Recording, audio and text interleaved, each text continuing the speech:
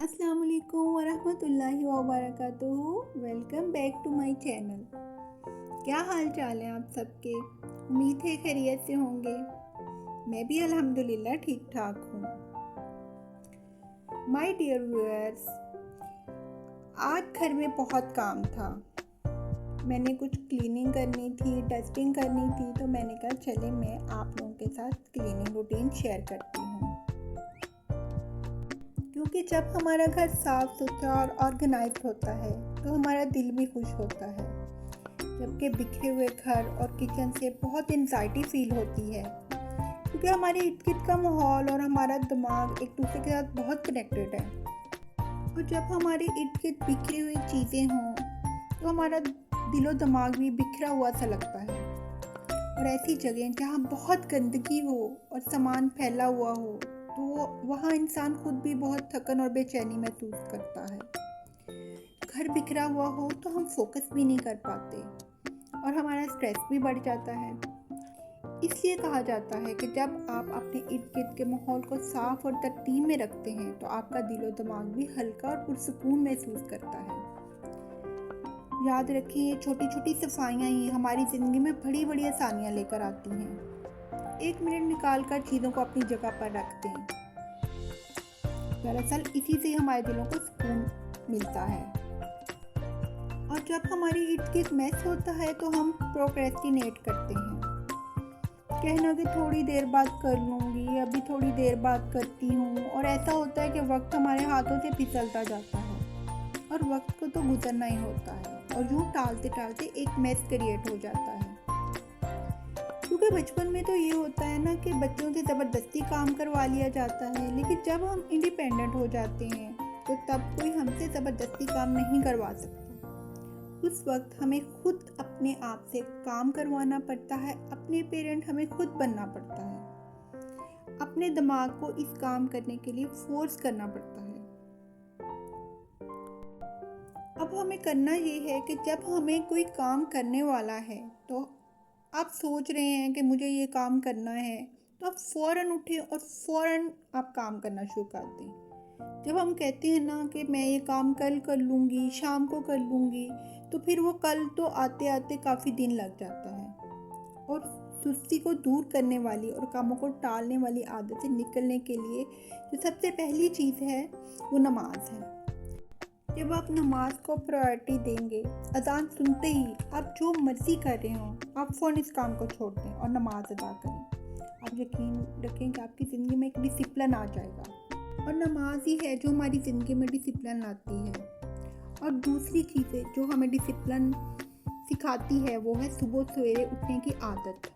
जो लोग भी अपनी ज़िंदगी में कामयाब हैं वो सुबह जल्दी उठते हैं। तो अपनी रूटीन को आज ही से सेट करें, आहिस्ता आहिस्ता आदत बनाएं। शुरू में थोड़ी मुश्किल होगी लेकिन आदत बन जाएगी। जल्द उठने से हमारे आधे मसाइल हल हो जाते हैं। साथ में दुआ भी करते रहें, क्योंकि आदतें बहुत जल्दी जल्दी से हम नहीं सेट कर पाते। तो लेकिन जब हम दुआ करते हैं, अल्लाह से दुआ मांगते हैं, या अल्लाह मेरी ये आदत जो है इसको बदल दें, तो हमारी वो ज़रूर जो है ना दुआएं रंग लाती हैं। और दुआएं जो हैं हमें रेगुलर मांगनी चाहिए। जैसे कि दुआ जो होती है वो दवा की तरह होती है, और दुआ सिर्फ पहली डोज से ही फ़र्क नहीं पड़ता, वो हमें रेगुलर लेनी पड़ती है ना। इसी तरह दुआएं भी हमें रेगुलर मांगनी चाहिए, और कोशिश और दुआओं से इंशाल्लाह रिज़ल्ट मिलते हैं। बस खुद को ज़्यादा तंग ना करें, कोशिश करते रहें, हिम्मत ना हारें। आदतें एक दिन में नहीं बनती, और कल से नहीं आज ही से, अभी से ही अपनी तब्दीली का सफ़र शुरू करें।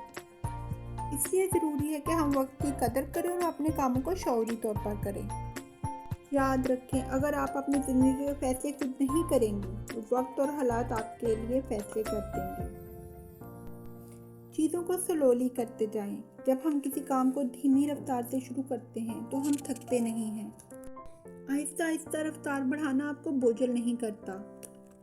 बातों ही बातों में मेरी ऑलमोस्ट क्लीनिंग कंप्लीट हो गई है, और अभी मुझे लंच के लिए भी कुछ बनाना था, और इसके लिए मुझे कुछ चीज़ें लेनी थी, जिसके लिए मैं आ गई हूँ अब स्टोर, मेट्रो स्टोर पे आई हूँ। बस कुछ बेसिक चीज़ें थी जो ख़त्म हुई थी, वो मैंने ली, और कुछ फ्रोज़न आइटम थी वो मुझे नज़र आ गई। मैंने कहा चले मैं वो भी ले लेती हूँ। ब्रेड ली।